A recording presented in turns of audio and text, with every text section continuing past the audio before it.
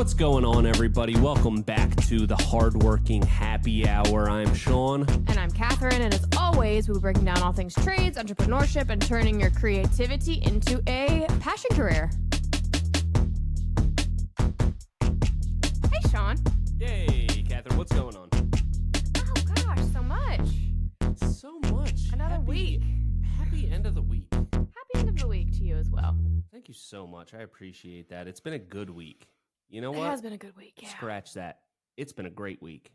It has been a great week. It's been freaking awesome. We shop build, Premier HQ build is in full swing. Oh, It's gosh. in full swing. Gasper's here. Roofer's here right now as we speak, putting up shingles. I think actually when I came down here to start recording, they were just sitting all on the ridge because they're waiting for the shingles to arrive. The labor is here. The drip edge is on. The underlayment is on. Now they're just waiting for the shingles. So Okay, fair. yeah, exciting stuff. So exciting. Really I'm freaking exciting. pumped. I'm so pumped. You pumped? I'm so pumped. It's really starting to look like a building. So that's like very exciting. It really is. It really is. So yeah, more about that later. We'll talk about that some more once we get a little more progress on it. But right now, it's exciting, and I'm sure most people that are listening to this probably also follow us on Instagram. So you're probably seeing the progress. We're excited about it. Maybe we'll do a full episode on like just shop logistics at some point. Like talk about setup, talk about all that kind of stuff, because I want to really do a deep dive into a lot of research on the best way to set it up, because that's one of my biggest downfalls. Is I'm the type of person that's just like, all right, well, okay, we got this stuff here, let's build a rack over there, put that there. Well, we also got this stuff, let's build a shelf and put it over there. But really thinking it through, I want to do that this time. For once in my life, I want to think it through from the beginning and just execute it. Yeah. So I'm excited. I think it's a great idea. I'm super excited. How was your week? It was good. I had a little midweek illness that took me out for a little bit, but other than that, can't complain. Yeah, the old COVID. No one tests for COVID anymore, so no one knows what it is. But you probably had COVID situation. Yeah, could have been that. Yeah, potentially. It's probably COVID has been going around. Yeah, definitely has been going around our crew of people. So. Oh yeah. It would make sense that it could be that. Yep. Maybe not COVID situation, but I do feel better today, so that's all that matters. There you go. Yeah. We're ending the week on a positive note. Figures you feel better for the weekend. Ah, classic. Nobody's ever sick on the weekend. What's up with that? Anyway, moving on. This week we're going to talk about. Do a segment on team meetings. Team meetings is something that we've been in and out of over the years. We've had some periods where we've done them, and we saw an article in Hardscape magazine actually where I forget who was on the cover of that. It was this beautiful photo. It was stunning. It really caught my attention because of the beauty of the photo and the quality of the work in the photo. I'm not sure. Do you know who did it? I'm not sure. It was us. It was us. Classic. And huge honor to be on the cover of Hardscape magazine. My favorite project that we've done, the porcelain project, our first porcelain project. So that was pretty cool. And they even put the mobile command center. I know. in the article, which I thought was really cool. So like not just to mention, like a photo of our van in the article. Yeah, that's pretty cool. I think there might have been 2 photos of it. You might be right. Yeah. Anyway. There was another article in there about team meetings, and that kind of like jump started the thought in our heads again of the importance or non-importance of team meetings. So we reached out. We got a couple different views on that. So we'll talk about that, and we'll talk about our thoughts on it, and then we'll be bringing back an old but new segment. Can't wait to bring it to you, and let's get into it. Yeah, I'm excited. Okay. All right. So what do you got? What do you got here on team meetings? All right, so this article specifically caught my attention because, there's always, I feel like any business can relate to that feeling of like always wanting to, like, what can we do to just kind of spice it up, to jazz it up, to improve something, some sort of little thing that we can do that will make a big impact. And I feel like the nature of Premier Outdoor Living is very much that. We're always trying to improve. And right now we're kind of in this, I will say very comfortable mode because we're at your house. Um, it's kind of just, I don't know if you feel this way, but it's just like it hasn't been willy-nilly. We've been getting stuff done every single day, and it Yeah. just feels like a much more laid back job because we're at your house. So I feel like it's a time to Yeah. like reflect a little bit, and it kind of feels like when you're in school and you have a summer break, but you're still doing stuff. Like it kind of feels like that. Like we're still doing things, but it definitely feels like a break in our schedule. So For sure. whenever there's like some sort of break, like a noticeable break in like a business strategy, it feels like a time to kind of, what can we do? What can we change? Moving forward, we're gonna have to go back to not real jobs. This is a real job, but you know what I mean? Like we're gonna have to go back to some sort of normalcy after this. So like, Yeah. what can we do to zhuzh things up? And I'm such a proponent of team meetings. And then I saw this article, so it made me think of it. Hmm. Like, what can we do? And I feel like team meetings are good because they can spur a lot of other ideas. So it kind of feels like a good root project to start, to kind of like a jumping point. Yeah. Um, so It's this, almost like a tipping point. yeah, You do the team meetings, and then it might lead to some other exactly. good things. But we got to first get to the bottom of do team meetings even matter? Do Are they they work? worth it? What do they, So we'll be So, getting to that. okay. So this specific article was by Frank Bork. You know him? I know who he is. Don't know him personally, so can't Yes. speak on the man's character. But I'm sure he's a good guy. I'm sure he's just fine. Hopefully he's a man we can take it as advice, because I also don't know him personally, but I feel like I've seen him around. Yeah. I got a bald head, maybe. He does, yes. A bald head guy. Okay, I think. And yeah. I mean, if he's respected enough to be in Hardscape magazine in his own article, I feel like, my God, we should can take trust him. the man. We should give him the benefit of the doubt to For start. sure. At least. That's the least that we can do. So, according to his website, his little personal blurb is Frank Bork, also, I hope I'm saying that right, I don't know if I am, is an award-winning landscape professional, speaker, writer, consultant, and entrepreneur dedicated to helping landscape business owners live better lives and grow better businesses across North America. So, great. He's a public speaker, he's out and about, he's doing his things. So the topics that he brought up are objectives and goals. This is a clear time for any business owner to go over objectives and goals. And when we have done them in the past, I love that, even just goal setting for the day. Like by the end of the day, this is what needs to get done. Mm-hmm. If you can get that done by 3 p.m., wonderful. If it takes until, 5, might have to be that kind of day, but we need to get this done by the end of the day because that's what is going to move on the schedule.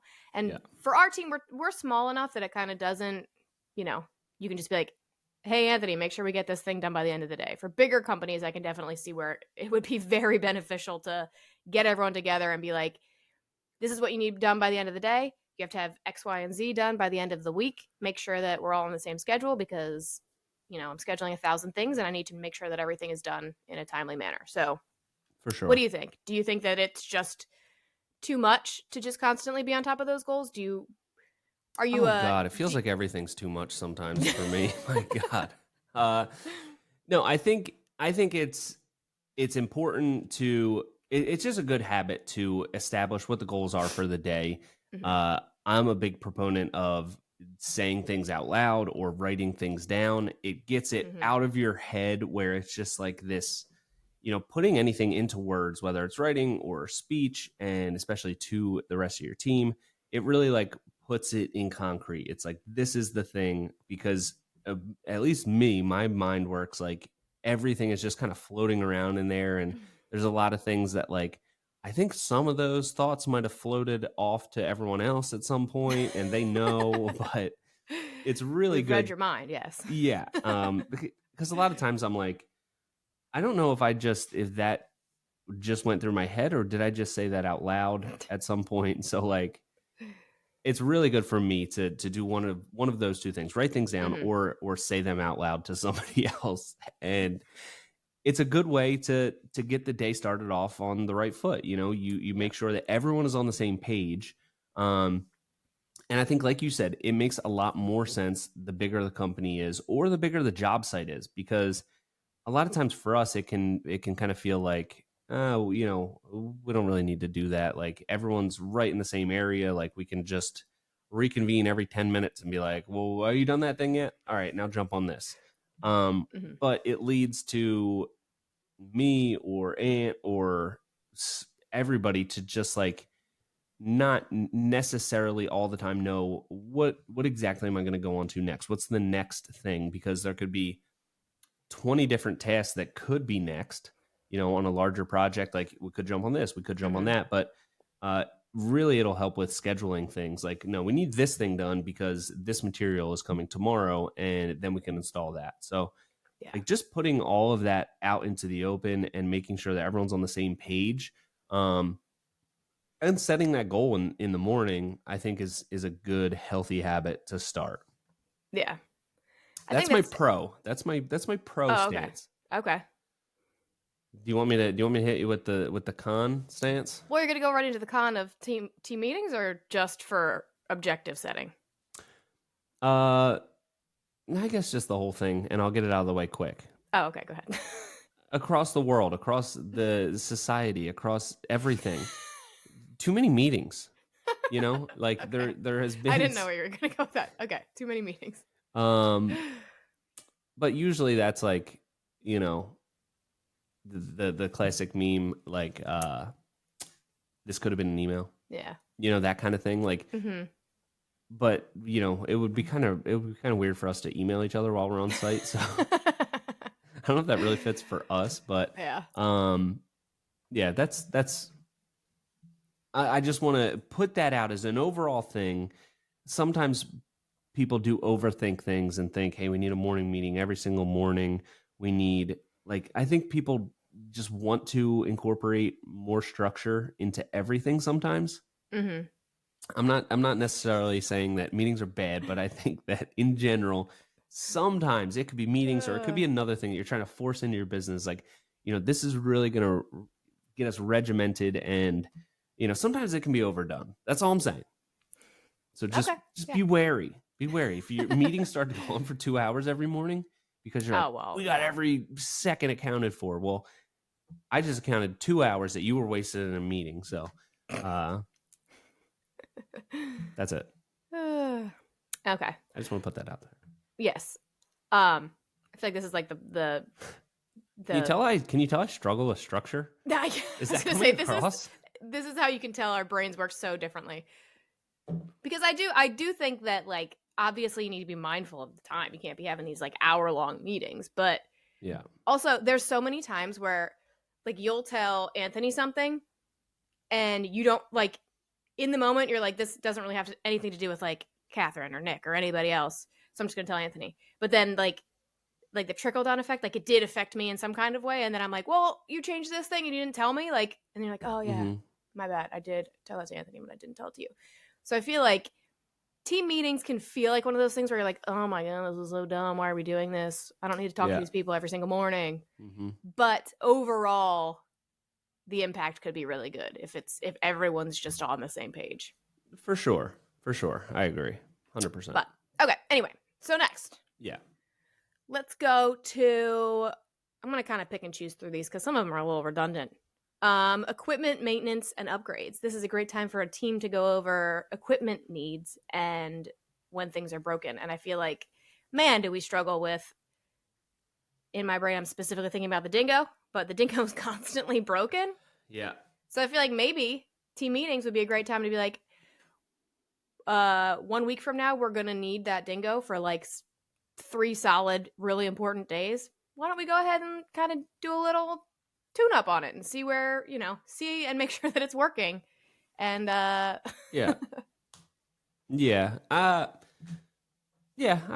could see that. I mean, in our specific scenario, it's like it just breaks when it when it wants to break, and it may not be due for service or anything.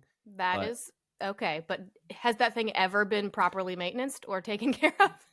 It's had some maintenance. Yeah. Okay. Yeah. Okay. In emergency situations. Point taken. There were times where it was puffing out white smoke for a while, and it was like, all right, we'll get through this day with it, and then we'll fix it, and then like we don't need it for a couple weeks or a week or whatever, and then it sits there, and then like you're like, oh, now we need it again today. Yeah. We never addressed that white smoke that was puffing out of it, but And That I think has it's been just addressed. it's a good, like, usually the equipment stuff always falls on you. So it's like, this would be a good time for like a team delegation situation where we're all kind of mindful of that. Because as of right now, the way that we work, like, it's just like, okay, go grab the dingo. Jose's using it, it breaks. And then it becomes a you problem where you have to figure out how to fix it. And it's on Yeah. you to remember to like get it maintenance and stuff. But if we bring it to more of a team attention kind of mindset, it might be better for us to be like, okay, we're not just relying on Sean to emergency fix this thing when it breaks. We're all mindful of like, okay, next week we need X, Y, and Z. We need the pavers here. We need the sub here. You know, we need everything here and the dingo to be working. Let's make sure that we're on top of all of those things instead of just being like, Sean, you specifically make sure all of these things are here and also the dingo's working. You know what I mean? Yeah, I totally know what you mean, and it is kind of, see, speaking it out loud really just clarifies things a lot, because I'm listening to you talk about it, and it's like, yeah, I'm in charge of making sure that machine gets maintenanced. I'm not good at that. And then when it breaks, who's in charge of emergency fixing it? Me. I'm not a mechanic. I'm not that good at that either. It's not a good setup for the dingo. Dingo, His poor dingo. this poor dingo is just, it's not looking good for you, little guy. I will say though, in your defense, you've done a great job fixing it when it breaks with no knowledge, you know? Like, you've always made it work. That's true. And last time I like really had rigged it up. I had to bypass a neutral safety switch. I used a paper clip to just bypass something and then just continue the electrical loop through two connectors. Okay. And that's still working great. Okay. That was like a MacGyver slash, West Coast Customs type of situation that just happened there. So Pimp my dingo. Love that. yeah. So I'm excited about that. So okay, equipment maintenance. I think it's a good thing to bring up, and more important for some companies than others. Especially if you're in hardscape or excavation or anything that you need a lot of machinery for, like that's really important. So the more machinery that you have, the more important it is. The more you rely on it, the more important it is. So yeah, I like it. Yeah. All right. The next one I feel is one of the most important that often goes overlooked. Professional development and opportunities. If you are constantly just running your team with like, hey, you are my level 3 guy, you go do this thing today, but you're not including him or her in any other conversations, they're never going to grow. So a team meeting in the morning or whenever where that person is watching you talk to other people and like they're clued in on what else is going on and what other opportunities are out there and what ways they can grow. You're only bettering that company because now that person's hungry. Well, maybe, or maybe not, but they're hungry to learn those other opportunities. And they're like, well, this guy's a little bit better than me and he gets to do all the cool stuff. So I'm going to work a little bit harder because I want to be up there. Not like, okay, grunt number 2, you go, you're digging holes all day. Bye. Yeah. They might look at that other thing and be like, wow, okay, that's what I want to do. I got it. How do I get to that? And just including your team in on these conversations is only going to better because they might have a better idea, or, it's just more minds make, what's the saying? Not sure where. Something about quick work, but having more people in on the conversation is just going to make your team better because now they know what is out there. They're not just like, all right, I'll go do this thing you just told me to do. I'll go dig holes all day. They're going to be more curious about what other opportunities are out there. And that's the one that I think is really overlooked because people are always like, meetings, they're so boring. This doesn't have anything to do with me. But if you pull back and look at the bigger picture, that's where the opportunity is. That's where you figure out where you can grow professionally and, get to a path of, or you have the opportunity to then express interest in these other things that you want to do. So that's a good point. I think that's a good point. And another thing that it just kind of sparked in me as a good idea is, it puts some accountability on the team members because, saying like, okay, what's on your plate for today? Like I can say, Catherine, what do you got going on today? Usually I just say that right to you at some point during the day. But it can really help everybody kind of be on the same page with what's going on in the whole picture. So we have the media team and then we have the building team. And sometimes there can be a little bit of a disconnect. Right now Mhm. we're working at my house. We've got the media team set up real nice in the little gazebo area, which is like a little perch from afar, Yeah. from the garage build. But, I think it puts everybody on the same page, and it's like, okay, I know what they're working on today. I know that they need a clip about something, so I can think about, hey, I'm doing this. I know that they need a clip for today. Let me go over there and say, hey, what about this? Mhm. Or just everyone having the responsibility to say, okay, this is what's on my plate for today. So it at the end of the day, maybe it's on everyone's mind. Okay, what's the first thing I'm going to do tomorrow? What's my day tomorrow look like? So you kind of, if you have the responsibility to like, voice what your plan for the day is, each team member, then it puts more emphasis on them planning it out the day before. End of the day, figure, okay, I'm going to jump right into this, and then we can get to that. And I think just that, like wrapping your own head around what you're going to be doing the next day, it can be really helpful. Yeah. What do you think? Love it. Or not? Yeah. Maybe. What do you think? Communication is always good. So I think that True. done in a non-time consuming way, 10 out of 10. Love it. Okay. It's a balance in a It's non-time consuming way. So yeah. I think, With everything, it's a balance. once we get to the end of all of these tips and stuff like that, then I would really like to talk about the balance of time here. How much time does it start to say, okay, this is getting kind of ridiculous? So I want to get to that at the end after we know Okay. everything on the agenda here. Our time management expert, Sean Collins. See, speaking things out loud really just puts things in a new light, because you're right. I am an expert in time management. It's one of my exactly. it's one of my strongest skills, Mm-hmm. and I have a lot of them. So, Oh God, yeah. and just strength in general, I also have a lot of. I want to put that out there. You know, we haven't talked about your working out recently. Do you want to? This is a great time to put that in if you want. CrossFit, yeah. He's really locked in. I'm locked in. Do we need to go on a sidebar for that? I announced to everybody at the gym on Monday, guys, I'm locked in. I am locked the heck in right now. And then you came to work and you told us all about how you're locked in. I told everybody, it's the importance of voicing it. And then you speak it into existence, exactly. And then Tuesday, I missed it. I signed up for the class at 5 a.m. and I missed Tuesday, but I went every other day this week, so I'm back on track. I'm locked in still. You're I'm doing still a great locked job. in, so thank you. All right, a little sidetrack there, but back to our meeting. Back to our meeting. This is also a great time for recognition and God, why can't I talk? Recognition and rewards. So somebody's doing a good job, let them know. Yeah. I am currently training a dog, and I now realize the benefits of positive reinforcement versus negative, whatever the word would be. Like, yeah, positive reinforcement over like corrective punishment kind of thing. Yeah. And I think that is something that people at work are so bad at. If somebody does anything wrong, you're like so quick, not you, but generally speaking, people are so quick to like call them out or be like, oh, you messed this up. But so rarely do we actually sit back and give people like, acknowledge them doing a good job, because everyone's always like, oh, it's just their job, blah, blah, blah. But this is a great time to be like, hey, man, you did a really good job on this thing yesterday. I really appreciate all your hard work there. Yeah. Just or like, nice. Yeah. I think you guys should all be really appreciative to have a job. So keep doing your job. No, I think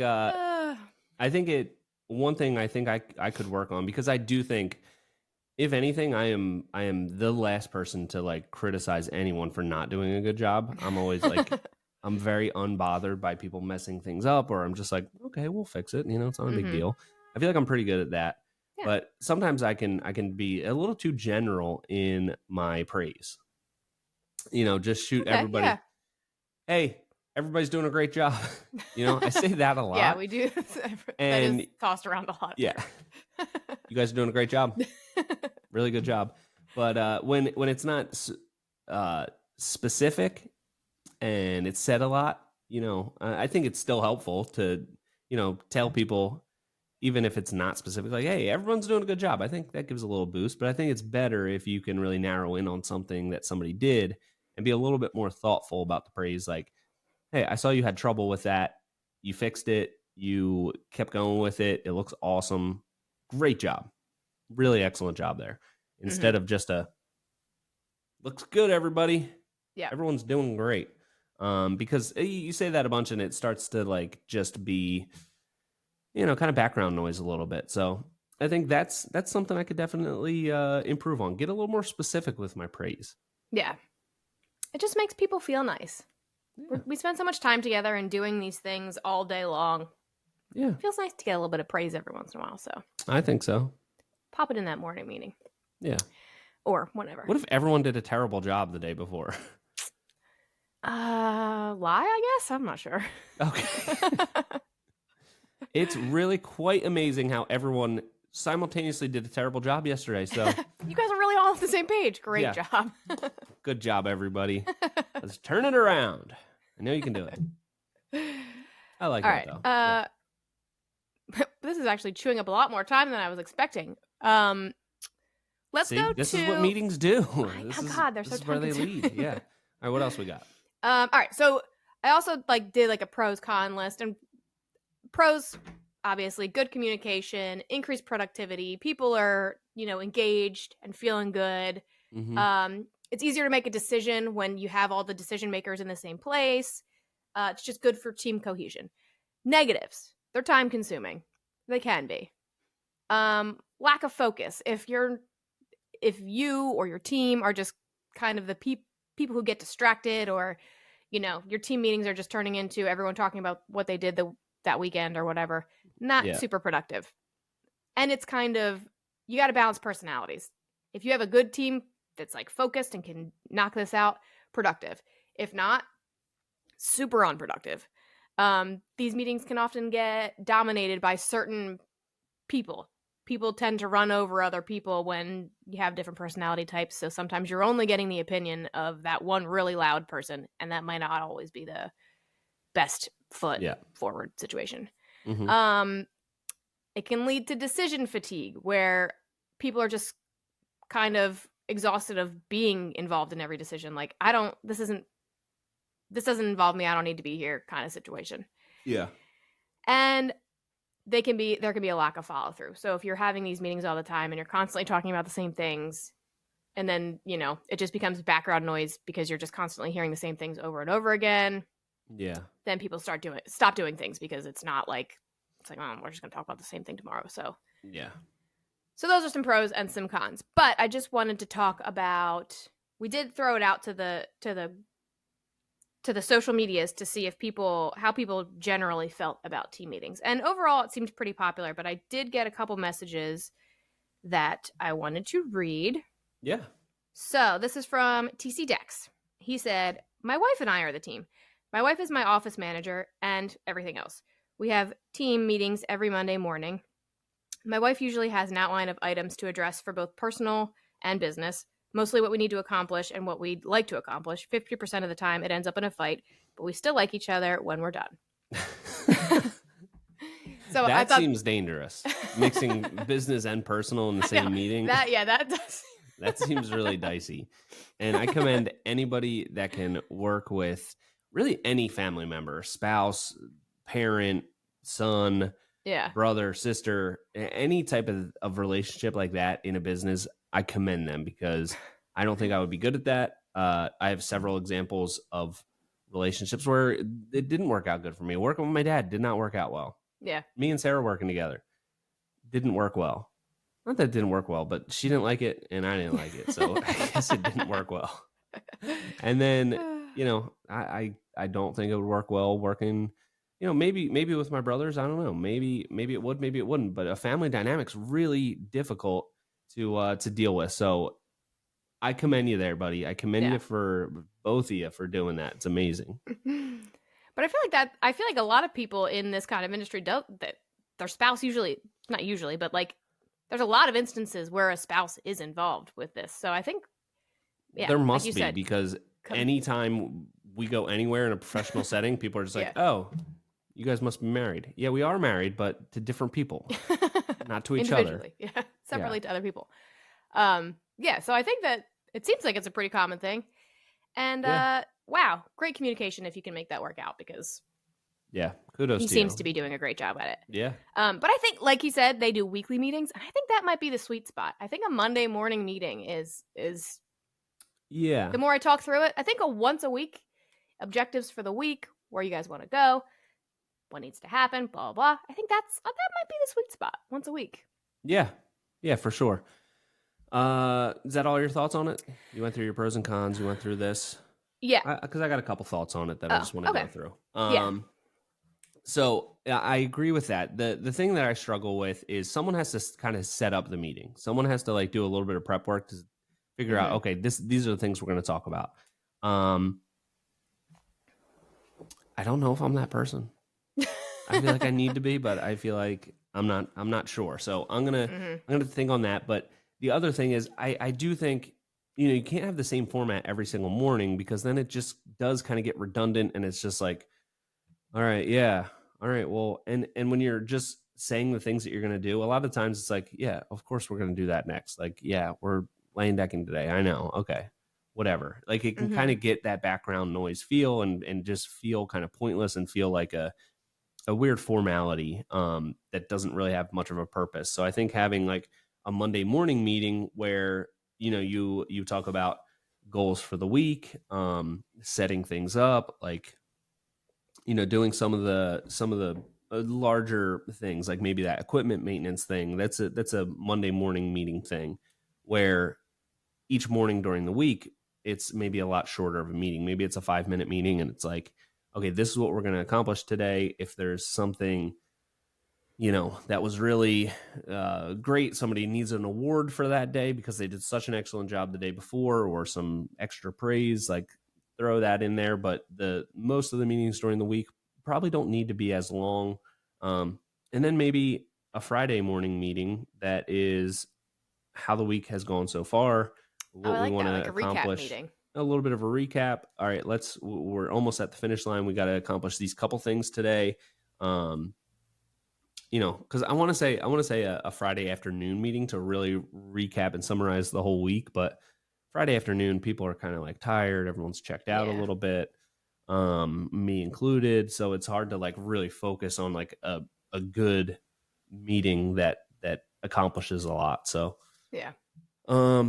I think it's a lot of trial and error, but you have to find that balance of the follow through. Like, you have to stick with it for it to be successful and for it to make a difference. But you also, by sticking with it, can't let it get monotonous and just feel like a formality.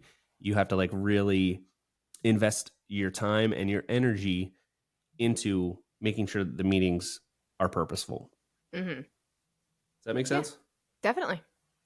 Cool. Well, when do we start? Monday? Monday. All right. I'll let you lead the meeting, but I'll create a brief outline for you. You will? Oh my God. I didn't want to come out and say like, can you please do this for me? But I'm really glad that, that's one of those times I feel like people can maybe, I'm thinking that, and then it gets out there and other people can sense what I'm thinking. So you sensed it. There we go. Thank you so much. That would really be helpful for me. Like a couple little notes before we start. Yeah. And the one thing I did like, we didn't even talk about camaraderie and morale, like team building aspect to it can be cool. So yeah, that's it. Okay. Yeah. Do you want to read any more?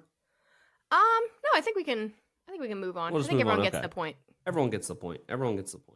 So, all right. Well, let's move into our next segment, which is something we've kind of done before, but we're going back into it in a little bit of a different feel, and that is something to think about. I've been thinking a lot this week. Catherine, I've been thinking a lot this week, and a lot's on my mind. Okay, yeah. A lot is on my mind. And you know what I'm so tired of? What? I'm so tired of politics and people blaming things on this party or that party, or the fact that it's an election year, and Okay. like it just feels like the ultimate way of mitigating personal responsibility. Like to just blame the government, on like everything, like the economy's bad. That's why I didn't get this job. Nobody wants to spend any Mm. money, or like, oh, if this person gets into office, they're going to ruin America. But also, if that other person gets into office, they're going to ruin the country and everything's going to go to hell. And I'm just so sick of it. I'm so sick of people blaming everything on politics and the election year. And like, for the most part, like if none of this stuff was covered in the news or on social media, like day to day, I don't think anyone's life would really change much at all. You know what I mean? Like people like think this stuff into existence instead of Yeah. like being like, oh, my leads are drying up a little bit. I'm not getting as many. A lot of people are just like, well, it's an election year. Instead of like, well, what can I do different? People just use it as this blanket excuse. And it's just like, it's so sickening. Politics is so annoying. I hate it. I hate it so much. And that's why I'm announcing that I am running for president. No, I would be really bad at it. I would not be good at it at all. I would be terrible. But it's is that something that frustrates you? Like, are you getting tired of it? I'm trying to think of the other day I was somewhere and someone, this is not a good story because I can't remember what it was about, but it was something that was so arbitrary, and they were like, well, it's an election year. I'm like, what could that possibly have to do with anything? Like, but people are just using it as like some sort of blanket excuse, like, this apple's a the little crops mushy. Didn't do good this year. No, it's an election year. You were going crops too? I went, yeah. It's just it is. It's just like so lazy of people to do that. And I don't want to say lazy because I don't want to like blame people that say it or like whatever, because it is what it is. It's here's the thing. It's so ubiquitous. Like everyone says it. The news says it. This says it. And it's just like, all right, whether it does or not, just forget about it. Who cares? Like, just. And it's not something that's unexpected. It's going to come every 4 years. We always know that it's going to be an election year. So it's just something to, if you think it's making this big difference, then it's just something to plan around, because it's going to keep happening every 4 years. Yep. They're always doing this every 4 years, really every 2 years. If you're looking at like, midterm elections, you got all this stuff going on. Yep. Politics is always going to be a thing. It's not something to, blame away, like whatever you're doing wrong. Like, it's going to keep happening. If you think it's a big deal, then plan around it. But I'm don't just need so to tired blame of it. I'm so sick and tired of it. or whatever. And like, I feel like all you see on social media right now is about politics because it's an election year. And you've got people on both sides that are just saying, if the other person wins, everything is going to go to complete hell and the country is going to burn to the ground. And both people on both sides are saying it about the other side, and everything is negative. And I feel like the only people that post stuff are the people that are like so, and I don't want to say like super extreme about it, but they're so passionate about it. Like, I'm not the type of person that's going to post anything political because first of all, like that's not what we're about on our page or anything. But like, I feel like nobody that just has like kind of just, oh, I can see a little bit of both sides. Like, oh, this makes a little sense. That makes nobody posts anything about that. There's nobody that's like, in the center at all. Everyone's just like, I'm on this side and the people on that side are the worst. They're going to kill everybody. And it's just like, and then you see the freaking, the ads. They're just like who's watching? Like, this is like the most dramatic thing I've ever seen. Like, who's watching this and being like, that just swayed me. This thing swayed me, because it's just like, they don't talk about anything like important at all. It's just like, you're going to die if this person gets elected because people are going to kill you. And like, it's just insane. And I'm tired of it. I'm sick of it. And we've got so many more months of it before it's going to be over. And then, you know what? You're going to have to live on. You're going to have to keep going. Yeah. So stop blaming everything on politics, people. And maybe let's just unite a little bit. It's time for this country to come together. You know what I mean? And you're the candidate to do it, aren't you? Once again, I'd be terrible, but I don't even think that matters. I don't even think that matters because, no offense, I doesn't seem like they got great talent out there anyway. So maybe I would be the best president ever.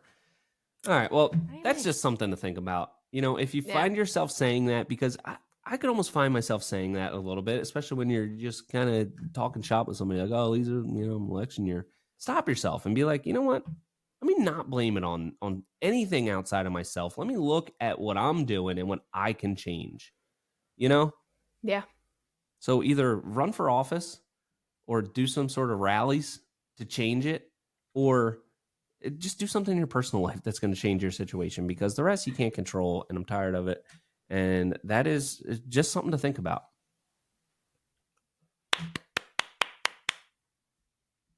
You like that? And then now it's over. Now stop thinking about it. Something to think about segment. It's just gotten so frustrating. God, I know. It is, and it's very topical right now. And it reminds me of, oh, sorry, go ahead. No, I was just going to say, you mentioned that there's months of this to go, and I'm just ready for it to all be over. Ready for November. And something my dad always said was, stupid people are the ones that decide the outcomes of elections, because most people, like you watch the commercials that are on TV from both sides, and they're geared towards people that are obviously pretty dumb, because they're not talking about any policy. Like, they're not talking about anything except for like the most hyperbolic statements that you could possibly make with the dramatic music. And it's like, most people that are intelligent aren't going to be swayed by that. And a lot of people that are intelligent are going to do their own research and just kind of decide on, or they already kind of have a leaning one way or the other. And then it's like the people that are swayed by these commercials that are really deciding the election. So that in itself is a little scary. And I think it's more true every year. Yeah. All right. That's it for that. No more politics on this damn podcast. Yeah. Come on. All right, let's get to our fun segment now. All right, I'm excited for that.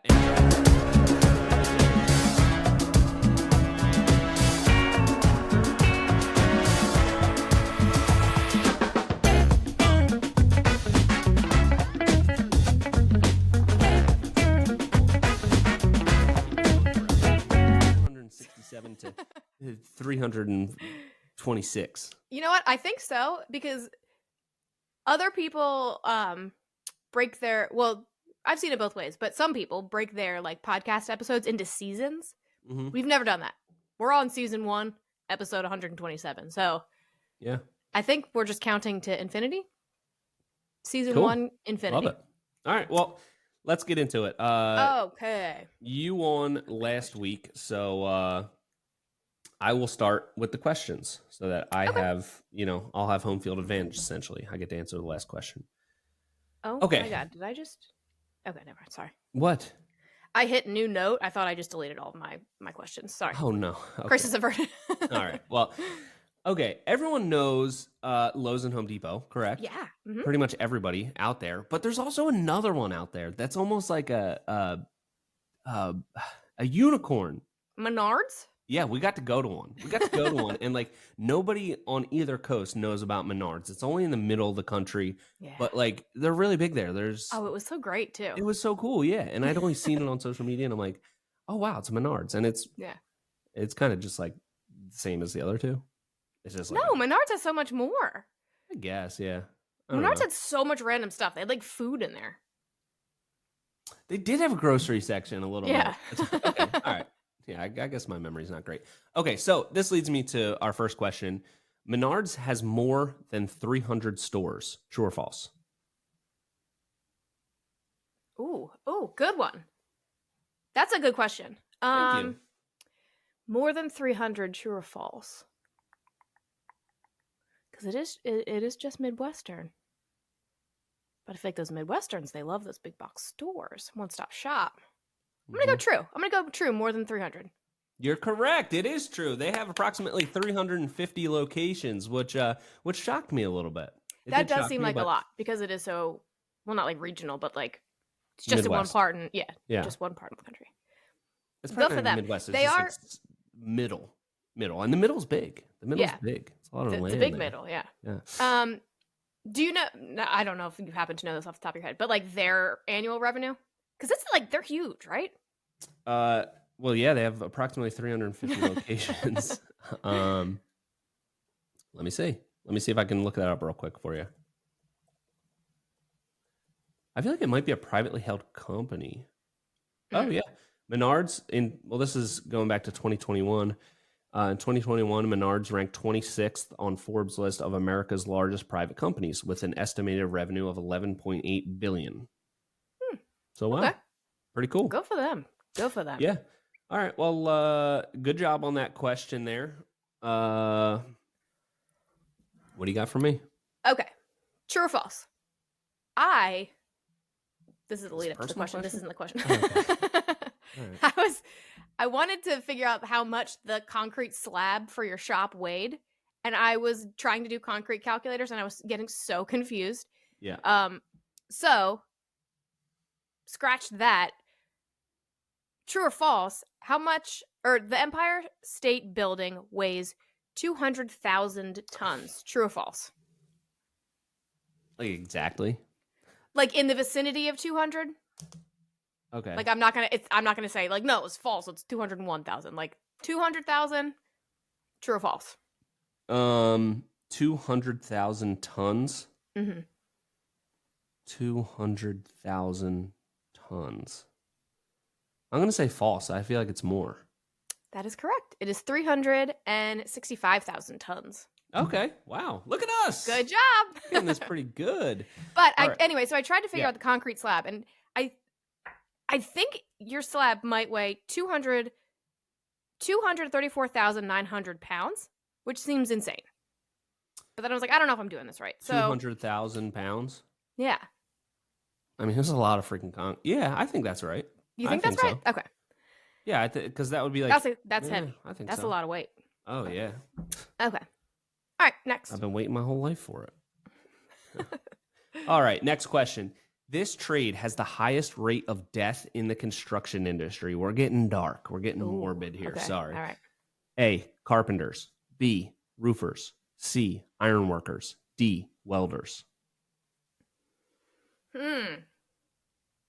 This is a great question because initially I would just right off the bat say roofers. People are constantly falling off roofs. However, welders, I feel like they're put in more precarious situations. You got your underwater welders. You do? Mm-hmm. And I'm not really sure I know what an iron worker does other than what's the difference between like an iron worker and a welder? What's an iron worker do? An iron worker like builds skyscrapers. But don't they weld them? What? Isn't that like a welder? I mean, I'm sure there's welding. There's a lot of welding involved with it, but it's a lot of like I-beams being like, the people that we talked about the lunch on the skyscraper. Those are right. Yes. Yeah. But like, then what's the difference? I feel like there's some overlap there. There might be a little bit, but Okay. Yeah. I'm going.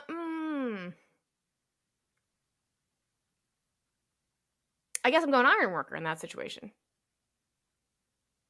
Is that your final answer? I don't know. This is hard. Deliberation here. This is hard. Well, just don't think about the stakes. It'll freak you out. Okay. All right. They're high. They're high. Come on, come up with something. We got listeners. Okay, here. sorry. I'm going iron worker. All right, you're wrong. It's roofers. Yeah, you should have went with your roofers? first. Yeah. Dang it. They're constantly falling off. They really are. But I actually thought that it was iron workers as well. That was when I looked up the stat. I figured it was going to be iron workers, but it's actually roofers, which surprised me a little bit. Oh my God. Roofers. Oh my God. Dang it. All right. And this is the highest rate of death. So not injuries, but death. Straight up death. Yeah. Straight up death. All right. What do we got? Okay. Which U.S. state produces the most softwood lumber? Wait till you hear my next question for you. Okay. A, Alabama. B, Oregon. C, California. D, Virginia.